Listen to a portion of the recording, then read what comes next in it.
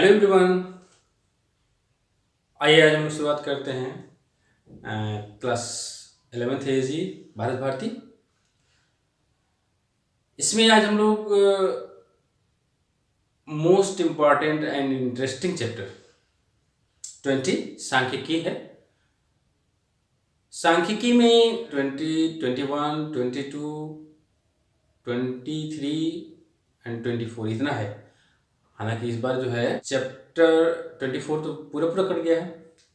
23 में जो माध्य है उसमें भी गुणोत्तर माध्य और हरात्मक माध्य उसको भेटाया गया है।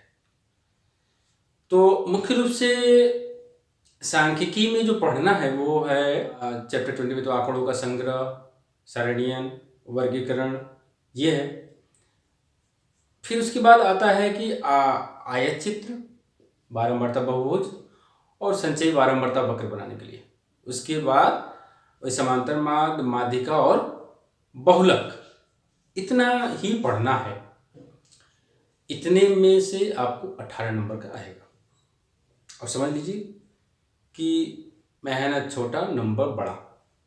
तो मेरा पूरा सुझाव रहेगा कि आप लोग जो है कम से कम सांख्यिकी को बहुत अच्छे से तैयार कर लीजिएगा।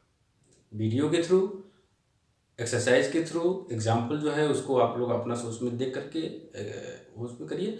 और कोई क्वेरी होती है, कुछ अगर दिक्कत होती है तो आप लोग हमसे पूछ सकते हैं, पूरा जवाब दिया जाएगा। तो चैप्टर 20 में हम लोग देखेंगे। पहले हमने यहाँ पे लिख लिया है, थ्योरेटिकल है पूरा। तो सांख्यिकी की परिभाषा में देखेंगे, सांख्यिकी वह विज्ञान है जो किसी विषय की खोज पर प्रकाश डालने के उद्देश्य से एकत्रित किए गए आंकड़ों के संग्रहण, वर्गीकरण, प्रदर्शन, तुलना और निर्वचन का विवेचन करता है। विवेचन करता है मतलब उसके बारे में बताता है, उसके बारे में विस्तृत अध्ययन करता है। तो स्टेप बाय स्टेप हम 1 by 1 करते हैं।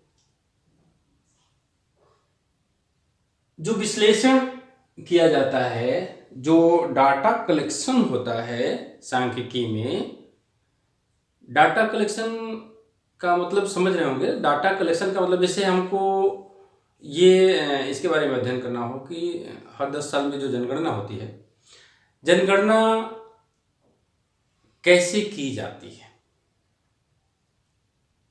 तो जनगणना के लिए हर व्यक्ति से देश के प्रत्येक घर में संबंधित व्यक्ति को जाना पड़ता है, जिसको जिम्मेदारी दी गई होती है।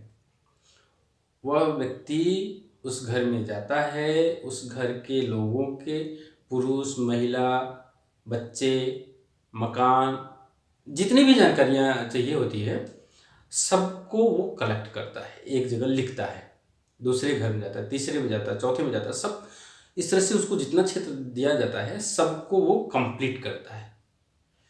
ऐसे ही कई लोगों को दिया गया रहता है, तो सभी का डाटा एक जगह जो है इकट्ठा होता है। अब ये जो डाटा इकट्ठा हो रहा है, इसके भी 2 तरीके हैं।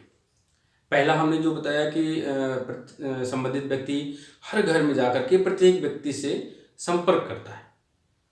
तो इस तरह के जो डाटा एकत्रित हुए इसको कहते हैं प्राइमरी डाटा, प्राथमिक आंकड़े, जो जिसके बारे में पहले से कोई जानकारी नहीं होती है, उस आंकड़े को प्रथम बार जुटाया जाता है। ऐसे आंकड़े प्राथमिक आंकड़े। और दूसरा होता है सेकेंडरी डाटा, द्वितीयक आंकड़े। द्वितीयक आंकड़ों में क्या होता है ना कि प्राथमिक आंकड़ों का मतलब कि जो पहले से आंकड़े कुछ मौजूद हैं उसका हेल्प ले लिया जाता है, उसको एडिटीज पूरा जैसा है उसी तरह से उसको यूज कर लिया जाता है। ठीक है। तो द्वितीयक आंकड़ों में ये जरूरी नहीं होता है कि व्यक्ति जो है हर घर में जाए या हर व्यक्ति से संपर्क करे। अब जैसे देखिए, प्राइमरी वाला डाटा कलेक्ट हुआ, सब जगह से कलेक्ट हो गया, तो एक व्यक्ति जो डिस्ट्रिक्ट में बैठा हुआ है कंप्यूटर पे उसको एनालाइज करके जो डाटा दिए हैं सेम टू सेम ऐसे उतार देता है। या उसमें कुछ अगर कहीं कोई मॉडिफिकेशन करना होता है, जैसे संबंधित व्यक्ति या अधिकारी जो है अगर उसका मॉडिफिकेशन करना चाहता है तो उसमें कुछ मॉडिफिकेशन करके कंप्यूटर वाले को दे देता है। तो कंप्यूटर वाले को तो कहीं नहीं जाना होगा ना, वो उस दिए गए डाटे को सेम टू सेम ऐसे उतार देता है। तो वो जो आंकड़ों का फीडिंग कर रहा है, वो जो डाटा का फीडिंग कर रहा है, उसके लिए वो सेकेंडरी हो गया। ठीक है, तो इस तरह से हो गया डाटा का कलेक्शन, आंकड़ों का संग्रहण। सर्वप्रथम आंकड़ों का संग्रह किया जाता है, डाटा का कलेक्शन हो गया दो प्रकार से, प्राइमरी एंड सेकेंडरी। प्राइमरी में स्वयं जाना होता है, सेकेंडरी में कहीं जाने की जरूरत लगभग नहीं पड़ती है। ठीक, ये हो गया। अब दूसरा है क्लासिफिकेशन, वर्गीकरण। उसमें क्या करते हैं, पुरुष को अलग कर दिए, महिला को अलग कर दिए, बच्चों को अलग कर दिए। तो अब ये पुरुष के बारे में ही अध्ययन करना है। ये जो डाटा इकट्ठा, जो पूरा डाटा उठाएंगे, इसमें सिर्फ पुरुषों के बारे में होगा। पुरुषों का एज, पुरुषों का एजुकेशन, उनकी नौकरी, उनके पास कितने मकान हैं, इन सब के बारे में जो भी अध्ययन होगा सब पुरुषों के बारे में होगा। उनकी क्या शिक्षा है, उसी तरह से महिलाओं के बारे में, उसी तरह से बच्चों के बारे में। 0 से 1 वर्ष तक के कितने बच्चे हैं, 6 वर्ष के अंदर में कितने बच्चे हैं, 6 से 14 वर्ष तक के बीच के कितने बच्चे हैं, उनकी क्या 6 से 14 वर्ष तक के कितने बच्चे विद्यालय जा रहे हैं, नहीं जा रहे हैं, कितने को शिक्षा मिल रही है। तो इस सब का जो है ना, अलग अलग जब हम अलग अलग कर देते हैं, कैटेगराइज कर देते हैं, पुरुष अलग, महिला अलग, बच्चे अलग, फिर उनका अध्ययन करने में, उनके बारे में डाटा को फीडिंग करने में आसानी हो जाती है। तो डाटा को आसान बनाने के लिए उसका क्लासिफिकेशन करना पड़ता है, उसका वर्गीकरण करना पड़ता है। वर्गीकरण हो जाने के बाद तब उसका प्रेजेंटेशन करते हैं। थर्ड पॉइंट होगा हमारा प्रेजेंटेशन। प्रेजेंटेशन का मतलब देखिए, आंकड़े तो बहुत बड़े होते हैं। जैसे एक स्टेट का जनगणना करना हो, एक राज्य का, मैं कंट्री की बात नहीं कर रहा हूँ, राज्य की बात कर रहा हूँ। तो एक राज्य, जैसे हमारे उत्तर प्रदेश में सबसे बड़ा राज्य है, और जब पूरे डाटा इकट्ठा हो जाएंगे तो कितने डाटा होंगे। अब उसको अगर कहीं समझाना हो कि पुरुषों की संख्या इतनी है और इसमें इस एज से इस एज तक के लोगों की शिक्षा इतनी है, इस एज से इस एज तक के लोगों की शिक्षा इतनी है, तो बहुत ज़्यादा लिखना पड़ेगा। और अगर कहीं इसका प्रेजेंटेशन कर दें, प्रेजेंटेशन का मतलब जैसे ग्राफी निरूपण होता है, एक ग्राफी निरूपण हो गया, ग्राफ बना दिया, इधर एज लिख दिया 0 से 10, 10 से 20, 20 से 30, 30 से 40, 40 से 50, फिर इधर उनकी संख्या। तो हम ये कहते हैं 0 से 10 वर्ष के बीच में कितने लोग शिक्षित हैं, यहाँ से लिख देंगे 1 लाख, 1 लाख, 2 लाख, 3 लाख, 4 लाख, ऐसे करेंगे। जितनी संख्या होगी इधर अपना हम ग्राफ पर दिखा देंगे। तो कोई भी व्यक्ति जो ग्राफ के बारे में जानता हो या आंकड़ों से संबंधित उसको जानकारी अगर है, उसके बारे में जानता है, तो वो ग्राफ देखेगा और ग्राफ देखते ही बता देगा कि 0 से 10 वर्ष के बच्चों की संख्या कितनी है, ये बता देंगे इधर से। ठीक है, तो ये हो गया प्रेजेंटेशन। प्रेजेंटेशन का मतलब कि उसको एक चित्र के माध्यम से, एक ग्राफ के माध्यम से छोटे से छोटे रूप में उसको समझा देना, ताकि पूरे आंकड़े को एक छोटे स्वरूप में देख करके भी समझा जा सके। ये हो गया प्रेजेंटेशन। उसके बाद है कंपैरिजन। कंपैरिजन में क्या होता है, डाटा, इधर पुरुष का डाटा, इधर महिला का डाटा, इधर बच्चों का डाटा। पुरुषों का एजुकेशन, महिलाओं का एजुकेशन, बच्चों का एजुकेशन सबको मिला दिया, सबको मिला करके हर स्टेट का अलग अलग कर दिया। इस स्टेट में पुरुष इतने शिक्षित हैं, महिलाएं इतनी शिक्षित हैं, बच्चे इतने शिक्षित हैं।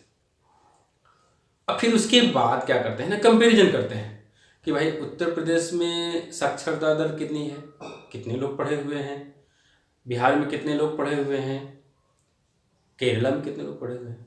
हम इन जैसे 3 राज्यों की बात करें तो 3 राज्यों में हम जो डाटा इकट्ठा किए हैं वर्गीकरण के थ्रू, जो हमको एजुकेशन का वो परसेंटेज मिला हुआ है, उसमें हम तीनों का कंपैरिजन करते हैं तो पाते हैं कि केरला सबसे ज़्यादा, हम कहते हैं कि केरला का एजुकेशन रेट सबसे ज़्यादा है। कैसे भाई, वहाँ का एजुकेशन रेट उत्तर प्रदेश का एजुकेशन रेट, बिहार का एजुकेशन रेट, बंगाल का एजुकेशन रेट, सबका हम कंपैरिजन करते हैं, मिलाते हैं उसको और पाते हैं कि केरला का सबसे ज़्यादा है। तो यहाँ पर क्या करना है, कंपैरिजन करना है, तुलना कर रहे हैं। तो पहले सबसे पहले क्या किए, डाटा कलेक्ट किए, फिर उसका क्लासिफिकेशन किए, वर्गीकरण किए, फिर उसका प्रेजेंटेशन कर दिए। प्रेजेंटेशन के बाद हम उसका कंपैरिजन करते हैं। और लास्ट में है निर्वचन, इंटरप्रिटेशन। इंटरप्रिटेशन का मतलब कि पुरुषों का जो एजुकेशन का जो डाटा कलेक्ट किया गया है, उस डाटा के आधार पर हम एक रिजल्ट निकालते हैं कि इतने % पुरुष पढ़े हुए हैं, इतनी % महिलाएं। सबका पहले अलग अलग था, उस अलग अलग डाटा को बेस बना करके पूरे का हम एक परिणाम निकाल देते हैं, रिजल्ट निकाल देते हैं एजुकेशन में, एज में। ठीक, तो हम जो छोटे छोटे आंकड़े होते हैं उसके आधार पर हम पूरे का जब हम रिजल्ट निकालते हैं तो उसको निर्वचन करते हैं, इंटरप्रिटेशन करते हैं। ठीक, तो इसके बाद एक छोटा सा टॉपिक और चर्चा कर ले, प्रतिदर्श चयन। प्रतिदर्श चयन का मतलब होता है सैंपलिंग। सैंपलिंग का मतलब कि जैसे आंकड़े बहुत बड़े बड़े होते हैं और सबके बारे में पूरा अगर अध्ययन करना हो तो बहुत समय लग जाएगा, बहुत डीप में भी जाना पड़ेगा। तो करते क्या है ना कि एक उसमें से छोटा सा आंकड़ा निकाल लेते हैं, छोटा सा आंकड़ा निकाल करके उस छोटे से आंकड़े का अध्ययन करते हैं और उसके आधार पर हम डिसाइड करते हैं कि जो इसका परिणाम है वही पूरे सैंपल, वही पूरे आंकड़े का है। इसी को सैंपलिंग कहते हैं।